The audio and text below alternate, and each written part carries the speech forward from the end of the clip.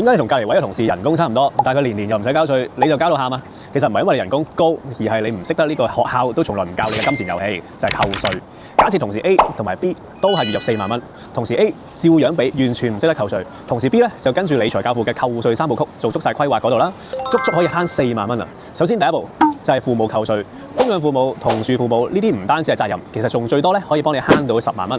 第二步增值扣稅，進修開支、專科嘅課程、投資係自己咧，政府其實都認同，仲最多可以幫你慳到10萬蚊嘅稅。第三步住宿嘅扣稅、租金、按揭利息，唔好以為冇用啊！呢度最多人漏報嘅位，其實都幫你慳到10萬蚊㗎。結果出到嚟咧，同事 A 係要俾緊47000幾蚊稅，而同事 B 咧係慳到得翻每年只需要俾2200蚊稅咋。人工就差唔多，但係識得玩就慳翻好多啦。我哋理財教父其實睇過太多人，唔係輸咗喺賺得少，而係輸咗喺根本就冇人教佢點樣合法慳稅。所以我哋做咧就係用我哋最主要嘅方式，教識你點樣可以捉住翻你應得嘅金錢。我整理咗份全面嘅扣稅清單，留言 Stephen 我就即刻 send 俾你。